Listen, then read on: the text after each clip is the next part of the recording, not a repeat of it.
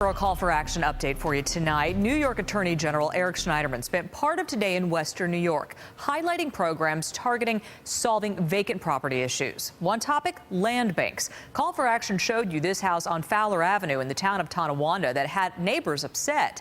The house has now been purchased by the Erie County Buffalo Niagara Land Bank. News 4's Al Vaughters joins us now with more on this. Al?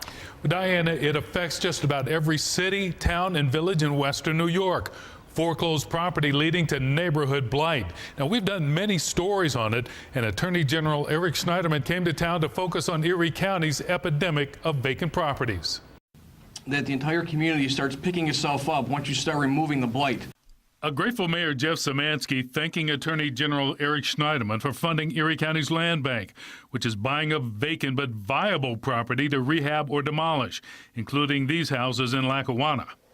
With the land bank, we will be able to refurbish homes that are not in blighted condition, refurbish them, and sell them to somebody who wants to become a responsible homeowner. They can buy and rehabilitate properties, they can demolish properties, they can deed vacant lots to the sell or deed them to the people next door so they get back on the tax rolls. Schneiderman provided $2 million for the Erie County Buffalo Niagara Land Bank to take control of abandoned foreclosed property, which can bring a whole neighborhood down. Neighbors called for action when the owner of this house on Fowler Avenue in the town of Tonawanda walked away. Everybody around here keeps up their property, as you can see, and this is awful.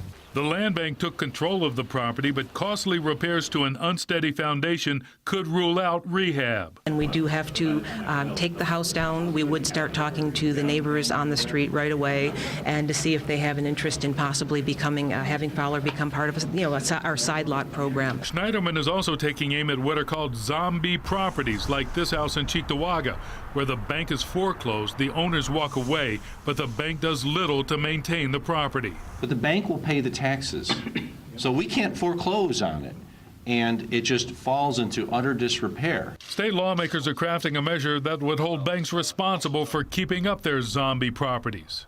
It is to make the banks maintain those properties, to require that they maintain them, to remove any incentive to drag their feet. Schneiderman says the Buffalo Erie Niagara Land Bank has become a model for other regional land banks, with money coming from a national mortgage settlement reached with the country's 5 largest banks.